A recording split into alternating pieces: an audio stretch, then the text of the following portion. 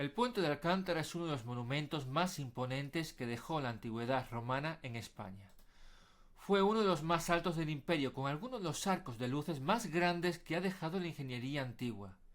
Salva la garganta que forma el río Tajo en un punto en el que las crecidas son inusualmente grandes. Ha resistido el embate del tiempo y de la naturaleza. Lo único que ha sido capaz de destruirlo, como siempre, es la propia mano del hombre. En concreto los ingleses de Wellington, para retardar el avance de las tropas francesas en plena guerra de independencia. Derruyeron un arco que tuvo que ser restituido unos 40 años más tarde. Hoy en día, el puente queda empequeñecido por el inmenso embalse erigido no muy lejos río arriba. Aun así, es un vestigio de la capacidad de tiempos remotos. Se ha convertido en un referente cultural. Hay una novela ambientada en la Edad Media de Lion Feuchtwanger titulada El puente de Alcántara, y lo es así a pesar de que solo una escena está ambientada en el citado escenario. El problema de un monumento tan emblemático como es el puente de Alcántara es que ensombrece lo que hay en derredor, como es la propia villa de Alcántara, su historia y su legado.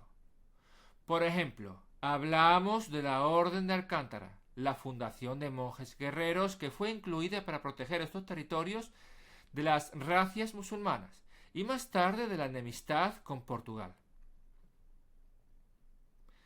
La Orden de Alcántara fue una de las muchas arraigadas en el proceso de la Reconquista con el fin de participar en el avance de las huestes cristianas, así como en la posterior defensa de los territorios ocupados.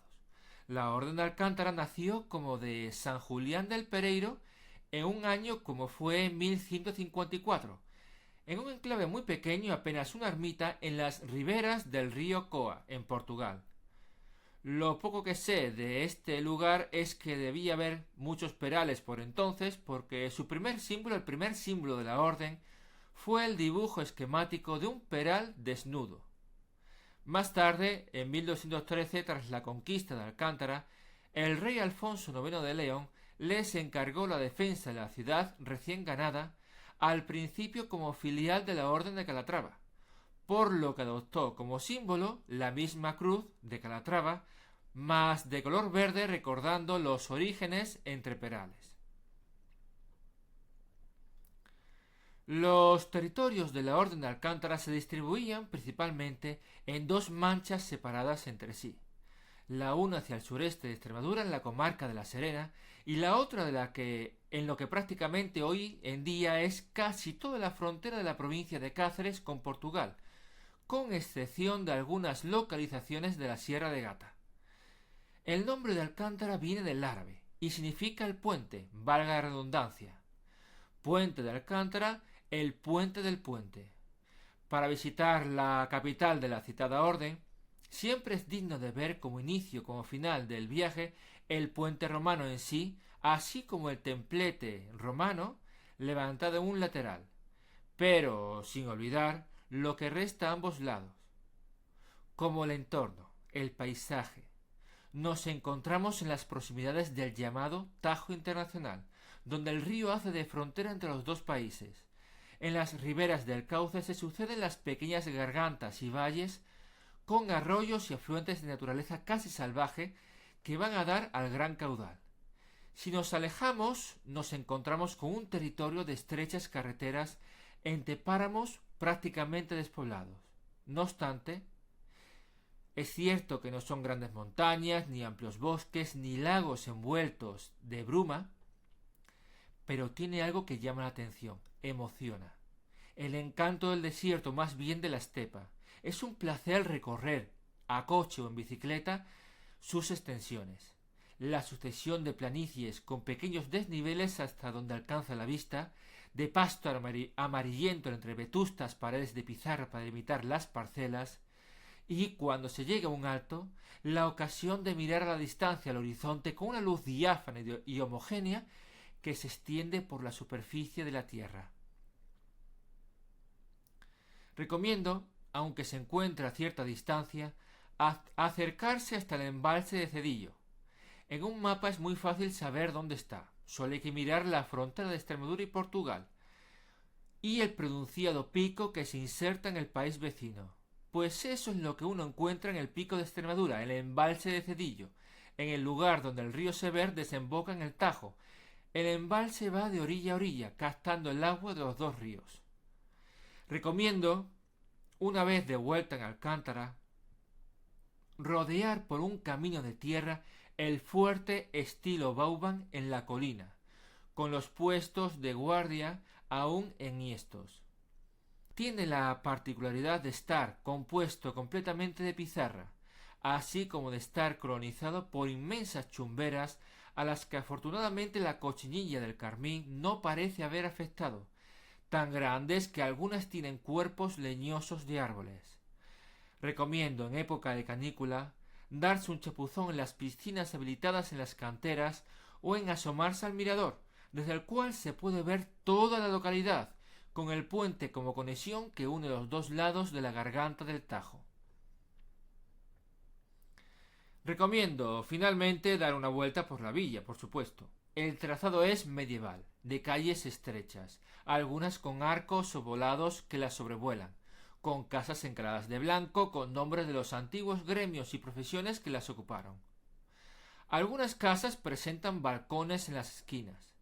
Muchas ostentan blasones y escudos nobiliarios.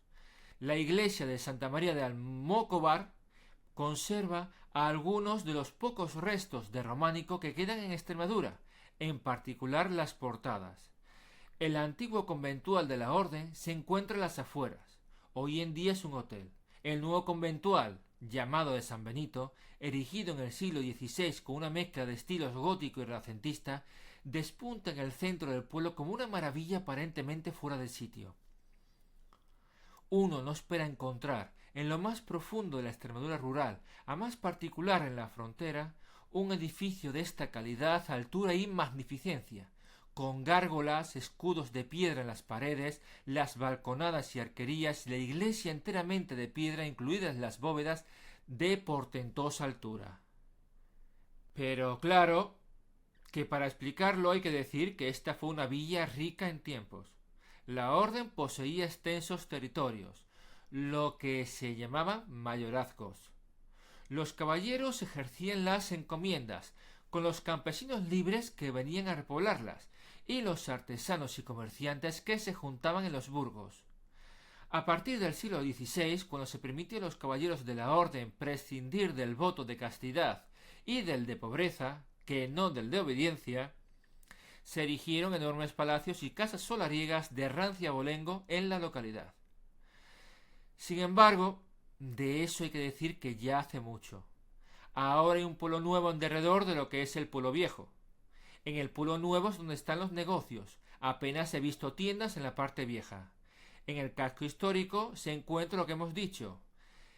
Calles entrevesadas, de trama medieval, etc. Pero también hay que observar el altísimo número de casas que se venden o en estado francamente deplorable, incluidos palacios y enormes casonas con sus blasones a la entrada en peligro de derrumbe, o que ya han caído mismamente.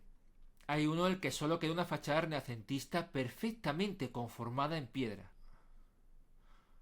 con ventanas que no dan a ninguna habitación, con tan solo el vacío u otras construcciones detrás.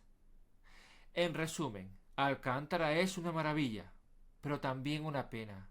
Espero no herir sensibilidades, pero ojalá que sobre Alcántara llueva una mini masificación turística. Me explico. Vista la experiencia en algunos núcleos como Carcassonne o Cort-de-Surciel en Francia, o como Monsaraz en Portugal o Castellar de la Frontera en Cádiz, Alcántara y muchos otros enclaves podrían ser emplazamientos de comunidades enfocadas al turismo. En pleno debate este verano sobre la turismofobia, es cierto que la masificación turística conlleva subida de precios y la competencia económica por los inmuebles. También en ocasiones la muchedumbre que no deja apenas caminar o disfrutar del paseo. No obstante, sin llegar a los niveles de Carcassonne, apostar por el turismo permite rehabilitar localidades antes de que caigan en el olvido. También permite la existencia de estilos de vida alternativos. No me refiero a hippies o únicamente a hippies. Algún que otro bohemio va a caer, pero más que nada me refiero a puestos de artesanía, a comunidades de artistas asentados en el sitio, a servicios de restauración, a comercios que normalmente se brillan en ciudades más grandes. Pero además a albañiles especializados en rehabilitar construcciones antiguas o en técnicas constructivas, tal como se hacía antaño, a agricultores que cultivan y venden sus productos de temporada sin depender de las subvenciones comunitarias, o músicos volcados en recuperar viejas tonadillas y tradiciones orales. En definitiva, gracias al turismo, gracias a esta inyección de capital que permitiría vidas alternativas, conseguir que las rúas con los nombres de los oficios de las antiguas ocupaciones que hubo allí vuelvan a albergar carteles y dispensarios en los que atender al visitante. ¿Cómo sería esto? No sé la respuesta certera, pero intuyo que la participación de las autoridades es fundamental para mantener la imagen tradicional de la localidad y no desvirtuarla. Aparte, la inclusión en los circuitos mayoristas de turismo, la publicidad, pero además las ayudas a personas creativas dispuestas a asentarse en el sitio. ¿Por qué no? Es un pueblo con historia, aún no demasiado afectado por el turismo, con mucho que reconstruir, que hacer, con una vida que espera renacer y refulgir, dentro de un territorio que llama al ascetismo y a la meditación. No por nada, estos fueron los escenarios que vieron nacer a San Pedro de Alcántara. Claro que, como he dicho, no quiero herir sensibilidades. A lo mejor yo, como simple dominguero de un par de días, no he visto toda la vida que el pueblo detenta. Seguro que ya se han hecho cosas, como su inclusión en la red de pueblos mágicos de España, y más actividades. Ojalá dentro de un tiempo, ya sean meses o años, regrese y vea sus palacios rehabilitados, aunque sea como hoteles y hostales, y algún que otro puesto de artesano con sus productos ondeando en el escaparate. Como siempre digo, son solo especulaciones.